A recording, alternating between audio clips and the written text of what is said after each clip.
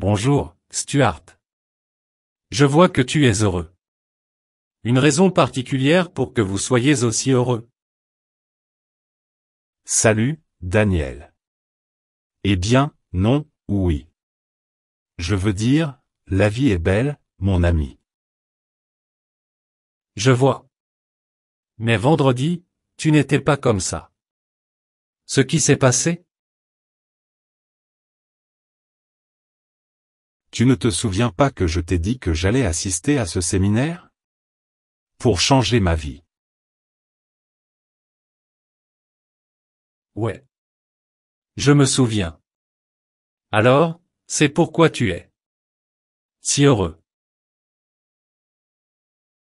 Bien sûr. Je suis très content.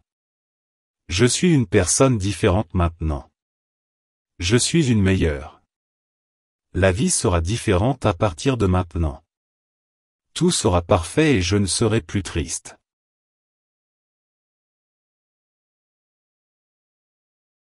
C'est ce qu'ils vous ont dit. Écoute, je ne veux pas gâcher ton bonheur, mais je pense que tu exagères. Un séminaire ne peut pas changer votre vie pour toujours. Je sais que ça peut te faire sentir mieux, mais... Vous avez tort. Je me sens différent. Vous dites cela parce que vous n'avez jamais assisté à ce genre de séminaire. C'est pourquoi je vous dis cela. Ce n'est qu'un des mythes du développement personnel. Mythe du développement personnel? Je suis curieux maintenant. Parlez-moi davantage. Bien sûr. Écoutez, l'esprit humain cherche à donner un sens à chaque situation qu'il rencontre. C'est une bonne chose pour notre mode de survie mais en cette ère de surcharge d'informations. C'est une bonne chose pour notre mode de survie mais en cette ère de supplément d'informations. Les mythes naissent certes du résultat d'une contemplation personnelle, mais ils proviennent principalement des informations que nous recueillons. Et un exemple en est. Un séminaire ou un livre peut changer complètement votre vie. Nous avons souvent entendu des histoires sur la façon dont la vie d'une personne a pris un tournant radical après. Exposés à une certaine expérience.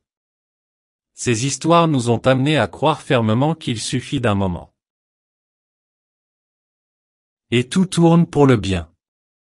C'est tout simplement trop simple pour être utile à la plupart des gens. Il y a un principe là-dedans, mais pas aussi simple que la plupart des orateurs voudraient vous le faire croire.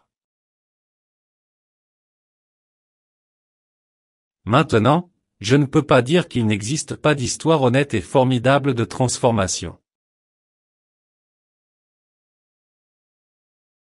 Mais il est important de savoir que les changements ne sont pas ce qu'on pourrait croire. Les expériences peuvent servir de motivation. Lorsque la motivation est suffisamment forte, la volonté de la personne entre en action. Ils acquièrent une nouvelle forme d'énergie qui les aide à effectuer de petits changements.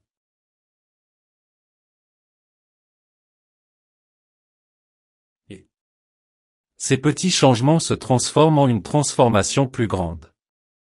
Comprenez-vous ce que je veux dire? Je pense que oui. Vous dites que ce que je ressens maintenant, c'est de la motivation.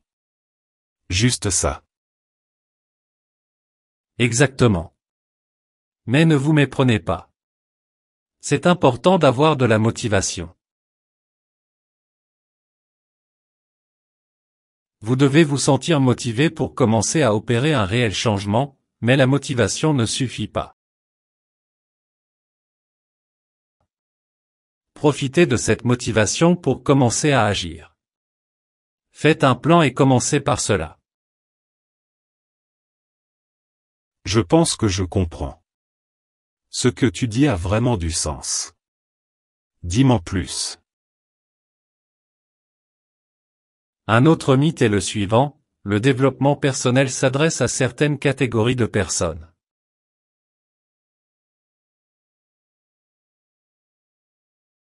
Le développement personnel n'est pour aucune catégorie de personnes bien plus que la croissance physique. Eh bien, c'est probablement plus pratiqué par les gens qui réussissent, mais bon, avez-vous pensé à ce qui leur a permis de réussir?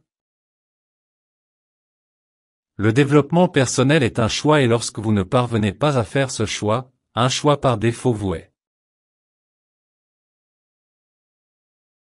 Si vous voulez être meilleur, faire plus, être plus sympathique et généralement profiter davantage de la vie, vous n'avez pas besoin d'acheter des livres coûteux ou d'assister à ces séminaires coûteux pour changer votre vie. Je veux dire, si tu peux le faire, tant mieux pour toi. Cela peut peut-être être une bonne expérience, mais ce n'est pas. Ou ce mythe selon lequel il faut lire 10 livres par mois pour réussir.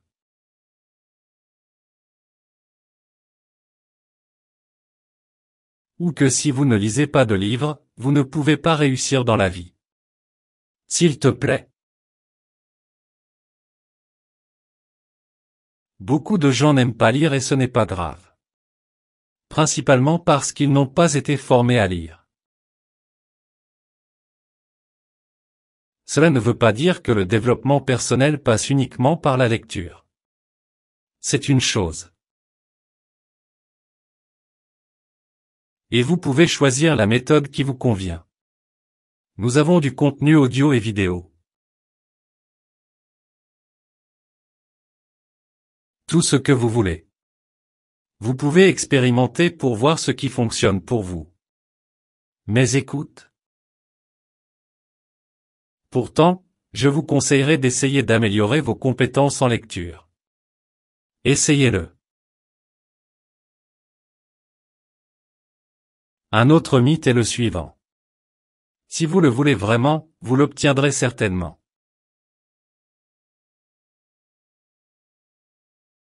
C'est un doux fantasme, de simplement croire que lorsque vous voulez quelque chose d'assez mauvais, vous l'endormirez à la réalité. Ce message a été vendu partout. Je ne suis pas contre la loi de l'attraction, mais il est souvent présenté de manière disproportionnée. Le désir crée l'action et l'action peut conduire à la réussite. Réalisation du désir, mais ce n'est pas ainsi qu'il est souvent présenté. Ce que je veux dire, c'est: vous pouvez vouloir tout ce que vous voulez, mais sans l'action nécessaire, vous ne l'obtiendrez probablement pas. Autre mythe. Vous devez être joyeux tout le temps pour attirer de bonnes choses dans votre vie. Il existe une idée selon laquelle lorsque vous êtes triste, vous attirez un manque grave, car, triste, est une émotion négative. Par conséquent, pour parvenir à un développement personnel, il faut apprendre à être joyeux tout le temps. Certains, gourous, vendent une philosophie selon laquelle il faut constamment ressentir des émotions positives pour attirer de bonnes choses dans sa vie. Mais ils ne mentionnent pas que, selon les principes de la vie, les temps morts sont censés exister. Ils ne mentionnent pas que même les émotions que nous qualifions de « négatives » servent souvent à des fins très. Imaginez que vous n'avez jamais été triste auparavant, comment connaîtrez-vous le bonheur?